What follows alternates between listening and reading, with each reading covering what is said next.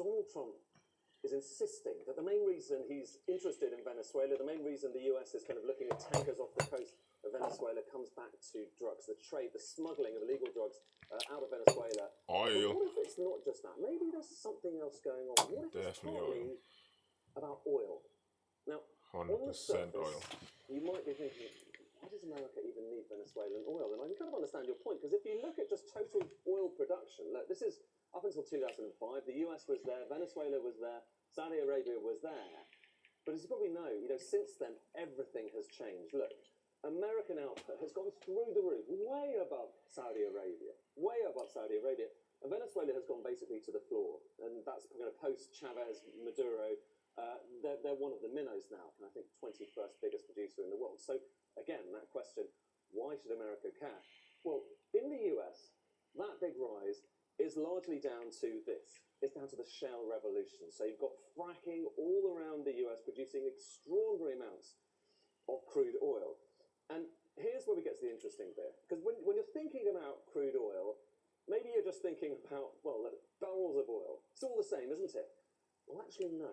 So if you kind of look at crude oil, there are various different types of crude in different parts of the world.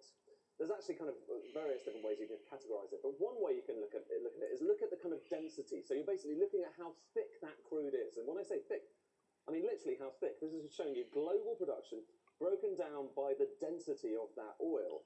And so you've got the kind of medium stuff. And this is probably, if you've got kind of image in your mind of what crude oil looks like, it's a bit like this, it's kind of black, but it's not too viscous, it flows around. But there's other stuff as well.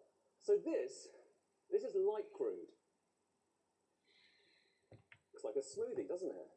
And that's the same stuff. This is still crude oil, but down to the kind of geological and the biological conditions in the ground when it was being formed, hundreds of millions of years ago, it comes out looking a bit different.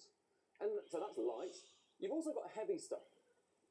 And it's kind of relatively small in global production, but this is gloopy, super viscous stuff, heavy oil. So heavy, medium, light. Remember that.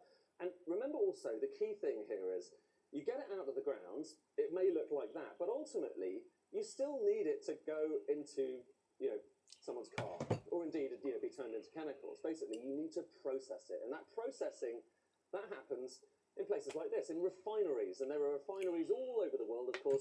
There are refineries all over the US as well. There's kind of more than 100 of them. And if we kind of look at where those refineries are, well, so there's some in California. So the history in America, actually, historically, a lot of the early Californian oil, that was the heavy, gloopy stuff. And if you look at kind of some of the refineries,